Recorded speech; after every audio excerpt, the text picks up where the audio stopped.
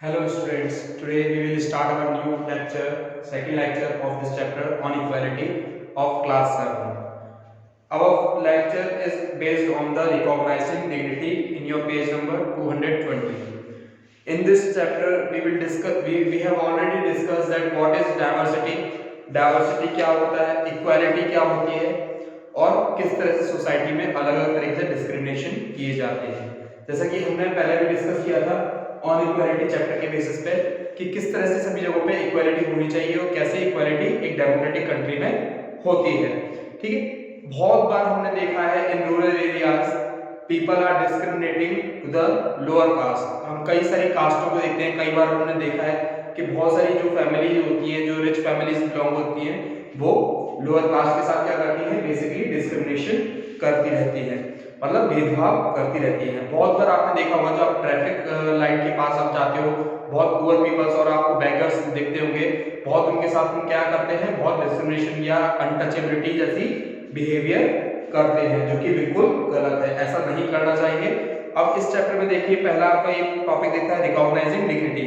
Many time the caste we born, देखिए मैं आपको पहले इस टॉपिक का समरी बताता हूँ जो हम पढ़ने जा रहे हैं। In our society so many people who belong to the elite class, elite कहते हैं जो हाई क्लास होती है, जो ऊंची क्लास होती है, जो हाई क्लास ट्रीटेड अनइक्वल। बहुत बार हमने देखा है कि कैसे जो ऊंची क्लास से बिलोंग करती है या रिच फैमिली से जो बिलोंग करते हैं, वो जो छोटी जो लोअर क्लास होती है उनके साथ अनइक्वल ट्रीटमेंट करते हैं, जो कि ऐसा नहीं होना चाहिए।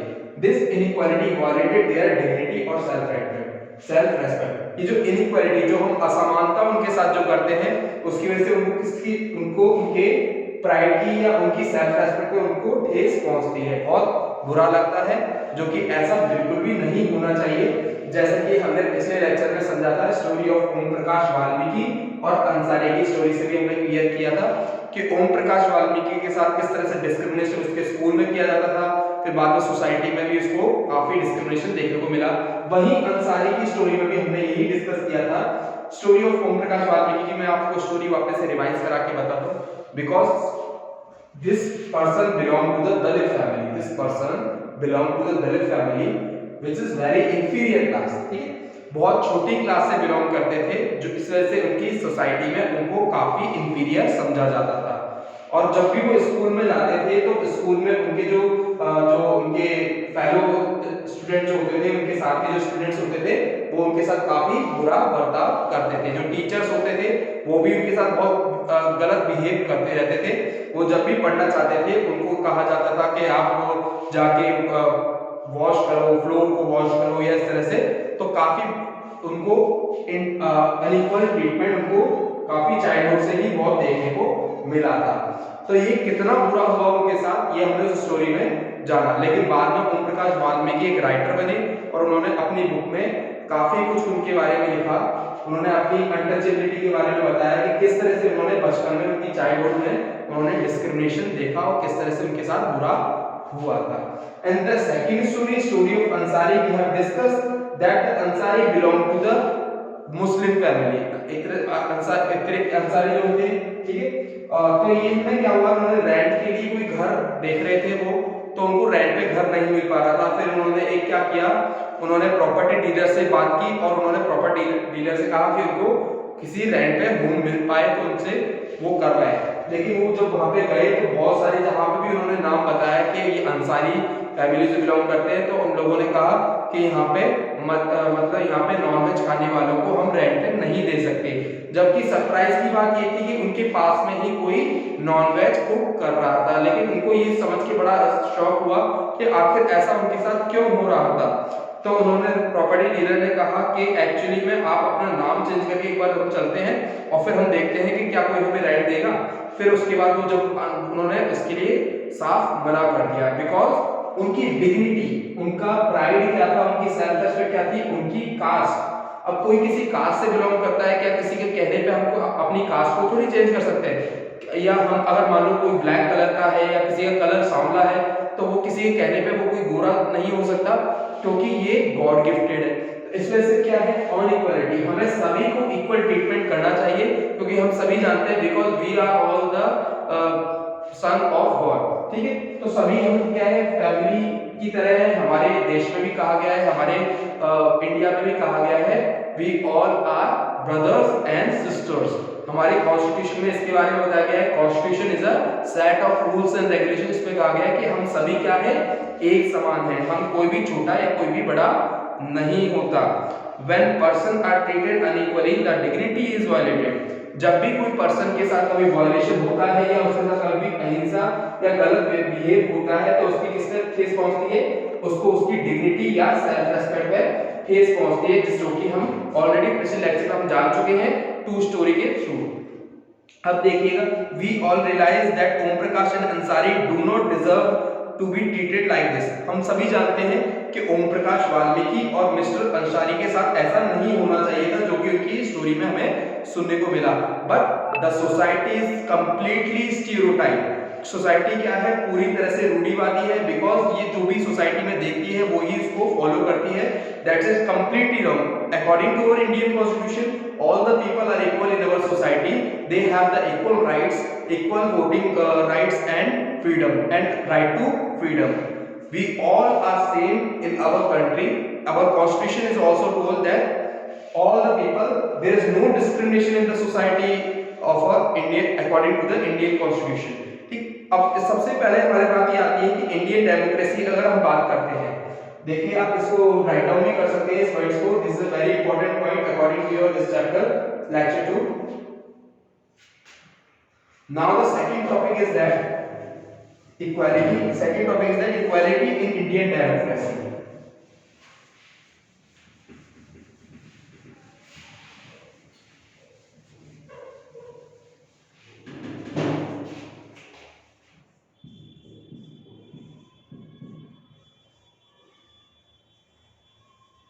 Equality in Indian democracy.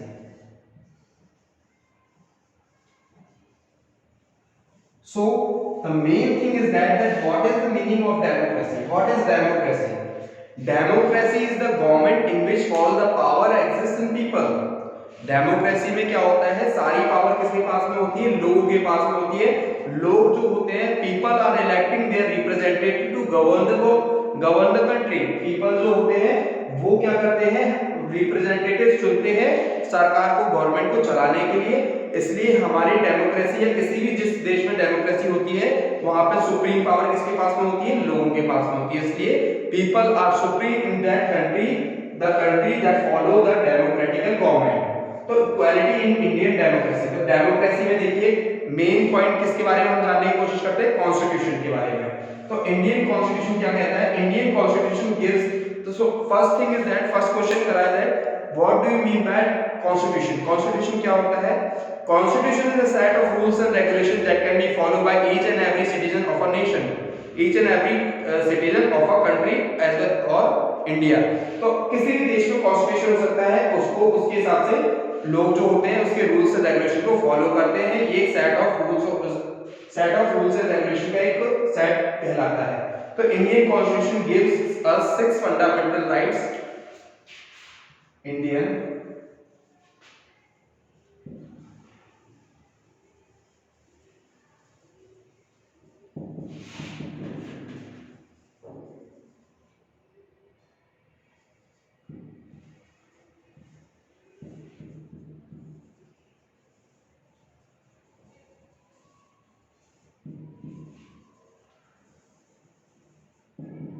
Indian constitution हमें 6 फंडामेंटल राइट्स के बारे में बताता है या हमें 6 फंडामेंटल राइट्स हमें देता है। फंडामेंटल राइट्स क्या होते हैं, मौलिक अधिकारों को फंडामेंटल राइट्स कहा जाता है।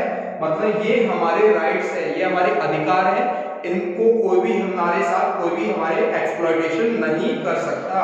ये 6 फंडामेंटल राइट्स को हमें प्रोवाइड करवा रहा है Indian constitution gives us 6 fundamental rights.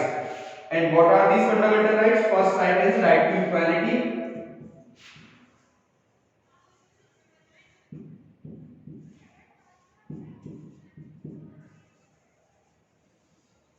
समानता का अधिकार। मतलब सोसाइटी में all the people are equal, there is no discrimination with any caste, creed, religion और culture. All the people are equal and all are brother and sister. तो सभी क्या है, एक तरह से राइट टू इक्वालिटी, मतलब समानता का अधिकार, हर एक को समान अधिकार मिलना चाहिए, एक जैसा अधिकार मिलना चाहिए, किसी को ज्यादा या कम नहीं मिलना चाहिए, सभी को एक जैसा ही अधिकार मिलना चाहिए। फॉर एग्जांपल आपको एग्जांपल बताता हूं, मान लीजिए कोई रिच पर्सन है, उसने कोई क्राइम किया है, ठीक है, तो सुप्रीम कोर्ट या हाई कोर्ट कोई भी है तो वो उसके साथ ये थोड़ी करेगा कि मतलब अगर उसने क्राइम, वो एक बड़ी कास्ट से बिलोंग करता है या बड़े फैमिली से बिलोंग करता है तो उसको वो छोड़ देगा। All the people are equal in compare in view of laws, ठीक है, लॉज के नजरों में सभी क्या है, all the people are equal. तो राइट टू इक्वालिटी हमारा फर्स्ट फंडामेंटल राइट बन जाता है। सेकंड पॉइंट है right to freedom, right to freedom or right to liberty, these are similar।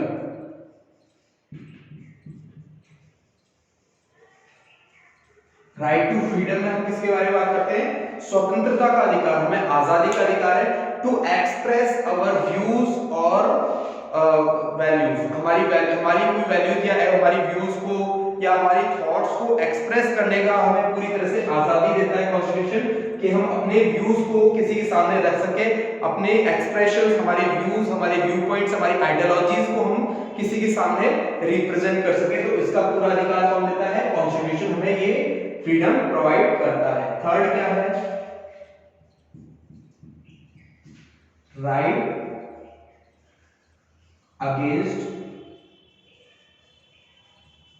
Exploitation,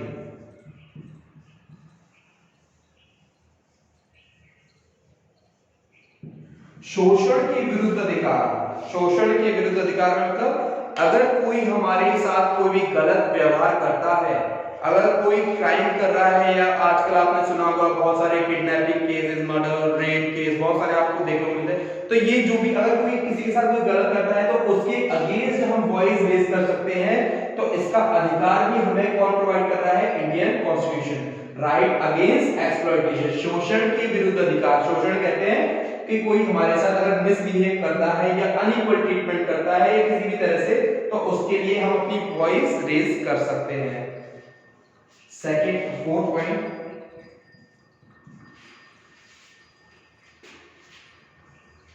right to choose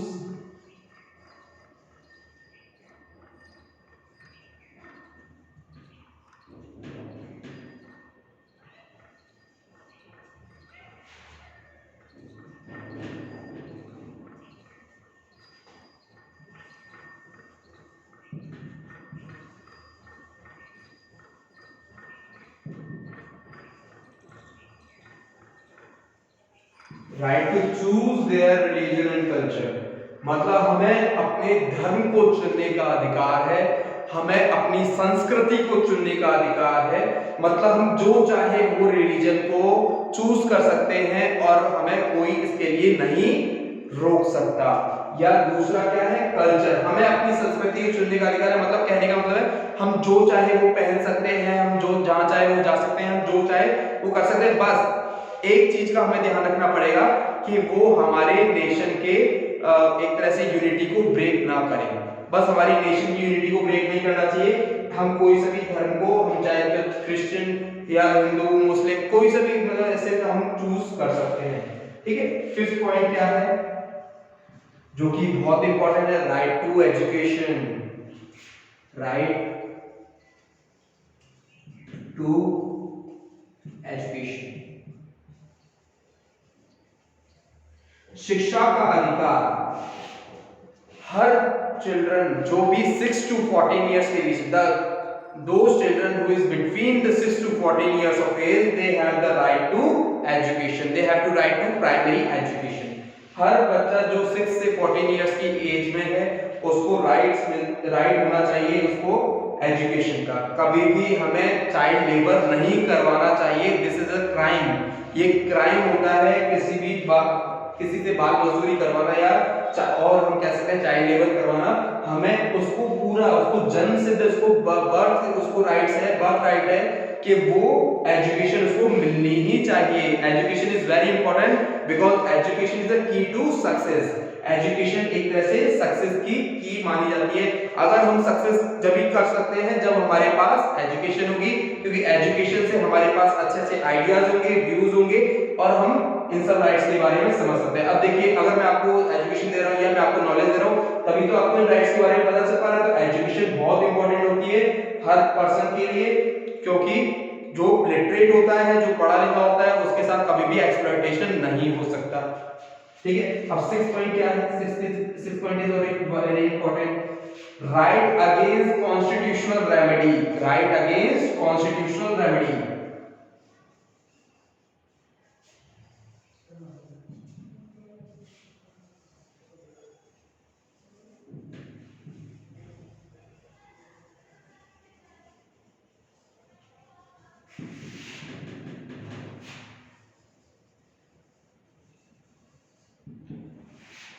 जो संविधान का पालन नहीं करेगा, ठीक है, या जो क्योंकि because constitution is supreme, constitution से बड़ा कुछ भी नहीं होता। बिकॉज कॉन्स्टिट्यूशन के अकॉर्डिंग ही, चाहे वो लेजिस्लेटिव हो काउंसिल हो, चाहे वो एग्जीक्यूटिव हो, चाहे वो जुडिशरी हो, all the rules make according to the constitution. सभी क्या है? कॉन्स्टिट्यूशन के अकॉर्डिंग होते हैं। तो कॉन्स्टिट्यूशन के लिए एक तरह से कॉन्स्टिट्यूशन की एक तरह से पालन नहीं कर रहा है या कोई इस तरह से, तो उसको राइट है इसके अगेंस्ट अपने वॉइस रेज करेगा। तो ये हमारे पास 6 राइट्स हो गए।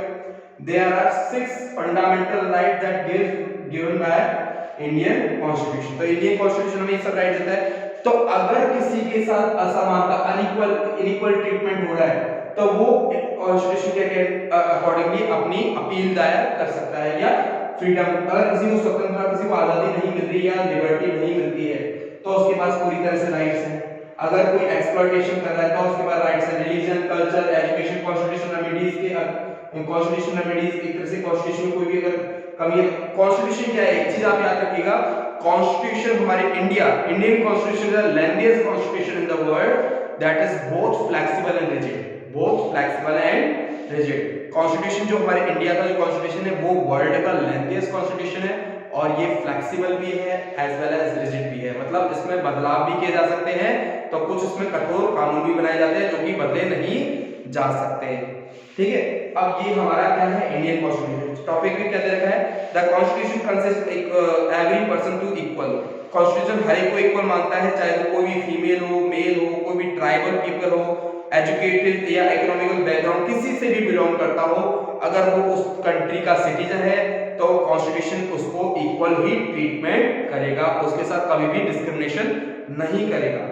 But at least the democratic India is a principle of equality of all persons is there, while earlier no longer exists the protest people of the discrimination in all ill treatment. अगर कोई भी constitution क्या कहता है? अगर कोई भी किसी के साथ डिस्क्रिमिनेशन या इल ट्रीट करता अगर पाया जाता है या कोई इल ट्रीट करता हो, कोई ऐसा रोल प्ले करता है तो उसके लिए क्या पनिशमेंट, पर्टिकुलर पनिशमेंट दिया जाता है। ठीक है, तो जैसे मान लीजिए अगर कोई किसी को एजुकेशन नहीं दे रहा तो वो उसके अगेंस्ट अपनी वॉइस रेज कर सकता है। रिलीजन नहीं मिल पा रहा तो उसके लिए वॉइस रेज। अगर कोई एक्सप्लॉयटेशन, कोई उसको के साथ एक्सप्लॉयटेशन कर रहा है, फ्रीडम मतलब कोई उसको आजादी नहीं मिल पा रही है या इक्वालिटी नहीं मिलती, या कॉन्स्टिट्यूशन रेमेडी संविधान में अगर उसको सही से उसको पालन नहीं कर रहा तो ये सब चीजों के लिए वो वॉइस रेज कर सकता है। कौन? All the citizen of our country, हर एक नागरिक, जो भी, चाहे either that person is old या ओल्ड हो, चाहे वो यंग हो, either girl, boy, anyone else, any caste, culture, creed, कोई भी इंसान उसके लिए अपील कर सकता है। इंडियन कॉन्स्टिट्यूशन सभी को इक्वल राइट्स प्रोवाइड करता है। Okay, the next thing is that the parliament is the fundamental basic of our democracy and we are represented through the elected representative. Parliament के अंदर जो गवर्नमेंट होती है उसको कौन इलेक्ट करता है? People, because we have already discussed that people are supreme, people elect the representative by the electoral method. तो इलेक्शन के थ्रू क्या है? पीपल्स क्या करते हैं? रिप्रेजेंटेटिव्स को इलेक्ट करते हैं और वो रिप्रेजेंटेटिव हमारे कंट्री को रिप्रेजेंट करते हैं। फॉर एग्जांपल एमपी, एमएलए या कोई भी, अभी इलेक्शन चल रहे थे, इलेक्शन में हम जैसे पार्षद जो भी हैं, ठीक है, तो उनको क्या कर रहे थे? हम इलेक्ट कर रहे थे। अब वो इलेक्शन में हम क्या करेंगे? हमारे एरिया को रिप्रेजेंट करेंगे, ठीक है, राज्यसभा में या इस तरह से रिप्रेजेंट करेंगे। The recognisation and equality include the following provision of the Indian constitution. ठीक है, तो कॉन्स्टिट्यूशन हमें क्या बताता है? Constitution gives equality. कॉन्स्टिट्यूशन सभी को क्या करता है? इक्वल ट्रीटमेंट करता है। There is no discrimination in our country according to the Indian constitution. Is that clear? And why constitution is important? That is main question according to your examination. Every person is equal before law. हर एक इंसान जो है वो कानून की नजरों में क्या होता है? इक्वल होता है। There is no small person or there is no inferior class or superior class. All the peoples are equal in view as a viewpoint of law. This means that every person from the president to the of the country to Kanta, a domestic worker has the obey the same law. चाहे वो president ही क्यों ना हो, president से लेके चाहे किसी घर में काम करने वाली कांता बाई ही क्यों ना हो, या कोई स्लेव या कोई भी इंसान उस कंट्री का, उस सभी को इक्वली कॉन्स्टिट्यूशन को फॉलो करना पड़ेगा, लॉ को फॉलो करना पड़ेगा, because all the people are equal. No person can be discrimination against on the basis of the religion, race, caste, place of birth and whether they are male or female. Discrimination क्या होता है बेटा? Discrimination आप लिख लीजिएगा, DISCRIMINATION। Discrimination का meaning होता है भेदभाव, किसी के साथ भेदभाव करना। तो कोई भी डिस्क्रिमिनेशन नहीं होना चाहिए। There is no discrimination in a country, चाहे वो किसी भी रिलीजन का हो, किसी भी कास्ट का हो, किसी भी रेस में किसी भी प्रजाति मतलब किसी भी जाति का हो, कुछ भी हो, तो उसके साथ चाहे वो किसी कहीं भी उसका बर्थ क्यों ना हो, all the people are equal. Every person has access all public places including playground, hotels, shop and market. उसको कहीं भी जाने का अधिकार है, चाहे वो होटल जा सकता है, मार्केट जा सकता है, कहीं भी जाने का अधिकार है, कहीं भी उसको ट्रैवल करने का अधिकार है। ठीक है, पूरी तरह से राइट्स होते हैं। All people can use public resources such as wells, roads, bathing places।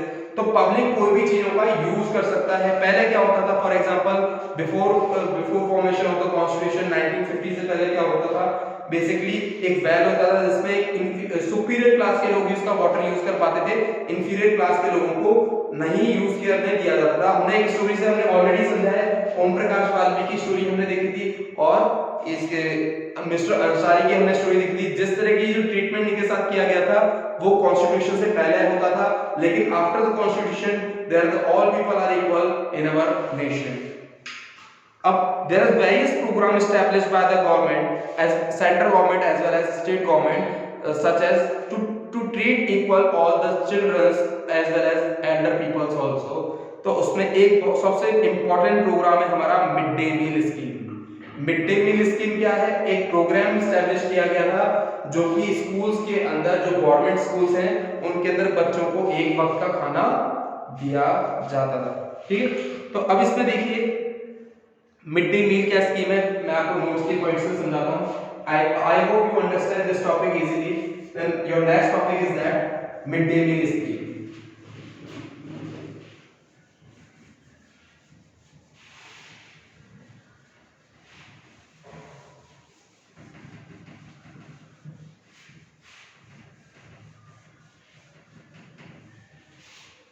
Okay, mid day meal scheme क्या है देखिए।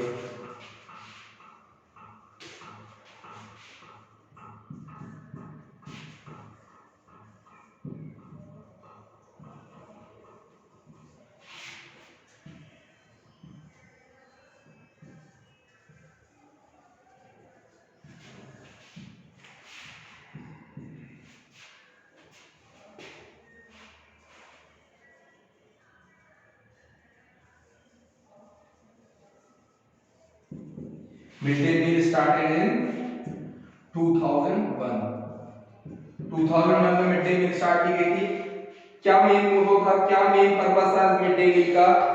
One of the primary step taken by the government in the mid day meal scheme. पहला step लिया गया था government के through mid day meal scheme.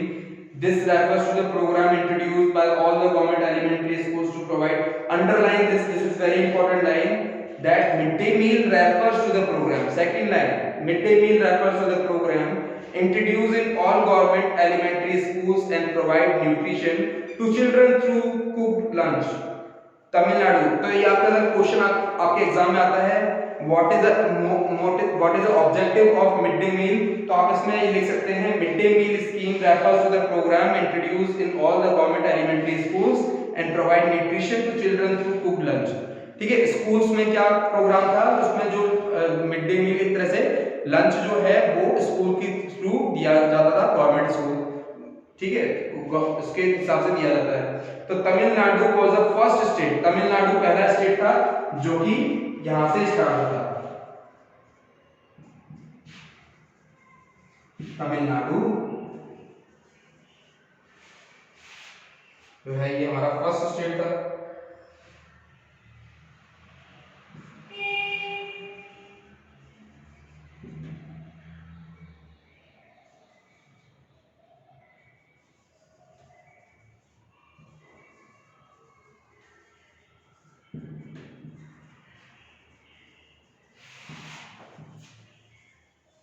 ये तमिलनाडु से हमारी पहली स्कीम, ये mid day meal scheme start हुई थी कहां से, किस ईयर में, 2000। ये पूछा जा सकता है, mid day meal started in 2000 in Tamil Nadu.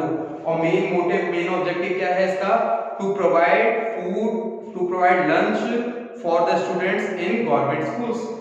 ठीक है, तो supreme court directed all the state government to start the program in their school within period of 6 months. तो स्कूल को सुप्रीम कोर्ट ने कहा कि विद इन 6 मंथ के अंदर ये प्रोग्राम पूरी कंट्री में स्टार्ट होना चाहिए। किस ईयर में, 2001 के अंदर। ठीक है, this program had many positive effect, बहुत सारे पॉजिटिव इफेक्ट आए, because our country is suffering from starvation and famine condition. हमारी कंडीशन जो क्या है, food scarcity is very high in our country, because so many people are suffering from starvation. What is starvation? Starvation means भूखमरी से या खाने की कमी, इन सब की बात स्टार्वेशन कहलाता है। ठीक है, तो हमारी कंट्री में बहुत सारी ऐसी फैमिली है, they have not even the food of 2 day meal। ठीक है, तो 2 दिन का भी उनको खाना नहीं मिलता, not even 2 time of meal, तो उनको 2 दिन का भी खाना नहीं मिल पाता था। तो इस वजह से क्या है, मिड डे मील की स्कीम्स के थ्रू गवर्नमेंट ने हेल्प करी, जो भी पुअर पीपल्स, जो भी उनकी फैमिली मेंबर थे, जो चिल्ड्रंस है, they also get education from the government school as well as food also in lunch time। ठीक है, तो फॉर इसमें क्या है, teachers have been reporting their elder children, earlier children would often go home for lunch and then not return to school। ठीक है, बहुत बार ऐसा होता था गवर्नमेंट स्कूल्स के अंदर कि बच्चे जो थे वो लंच करने के लिए अपने घर चले जाते थे। गवर्नमेंट स्कूल में अभी बहुत बार ऐसा देखने को मिलता है कि जो लंच के टाइम पे बच्चे घर पे चले जाते थे और वो वापस से लौट के नहीं आते थे। तो इसकी वजह से क्या होता था, lack of education in that particular area is there. तो बहुत ज्यादा क्या है, एजुकेशन का बहुत ज्यादा अभाव देखने को, बहुत कमी देखने को मिलती थी। तो क्योंकि लोगों का इंटरेस्ट नहीं था, तो उसमें क्या हुआ, because there is a scarcity of food over there, that's why they provide food facility in school by central government. Supreme court order that between 6 months के अंदर में सारी कंट्री के जो भी गवर्नमेंट स्कूल्स हैं वहां पे ये प्रोग्राम सेटअप होना चाहिए या फॉलो होना चाहिए। तो इसके अंदर ये चीजें हैं। ठीक है, अब ये प्रोग्राम क्या है, बाद में जाके ये इस प्रोग्राम को ज्यादा आगे तक नहीं हो पाया था। मोस्टली कई बार हमें देखने को मिला था मिड डे मील के अंदर काफी खाने में काफी काफी खराब चीजें भी हमें देखने को मिली थी। तो ये प्रोग्राम ज्यादा मतलब ऐसे चल नहीं पाया। तो इस वजह से क्या है, ये प्रोग्राम हो गया, जैसे मिड डे मील प्रोग्राम हो गया। इसके अलावा बहुत सारे ऐसे प्रोग्राम हैं जो इक्वालिटी ट्रीटमेंट होती है। फॉर एग्जांपल सबसे इंपॉर्टेंट प्रोग्राम एक और है मनरेगा। मनरेगा प्रोग्राम देखिए, मनरेगा क्या है, Mahatma Gandhi national rural guarantee employment act. मतलब इसमें क्या है, 100 डेज एम्प्लॉयमेंट गारंटी प्रोग्राम दिया जाता है, जिसमें क्या होता है, basically those who are unemployed, जो अनएम्प्लॉयड होते हैं उनको एम्प्लॉयमेंट, उनको स्कीम के अकॉर्डिंगली उनको एम्प्लॉयमेंट प्रोवाइड की जाती है और 100 डेज उनको एम्प्लॉयमेंट दी जाती है बाय सेंट्रल गवर्नमेंट। तो इस तरह से ये प्रोग्राम है, और जो उसके बाद में उनको जॉब अलाउंस भी प्रोवाइड किया जाता है। तो ये कुछ ऐसे प्रोग्राम्स हैं जो कि क्या है, सोसाइटी में इक्वालिटी लाने के लिए, सोसाइटी में एक जैसा सबको मानने के लिए, जैसे डिस्क्रिमिनेशन ना किया जा सके, इस वजह से ये कई सारे प्रोग्राम एस्टैब्लिश किए गए हैं by central government as well as state government also. Okay, this is our topic. I hope you understand this very easily. Okay, thank you so much. Have a nice day.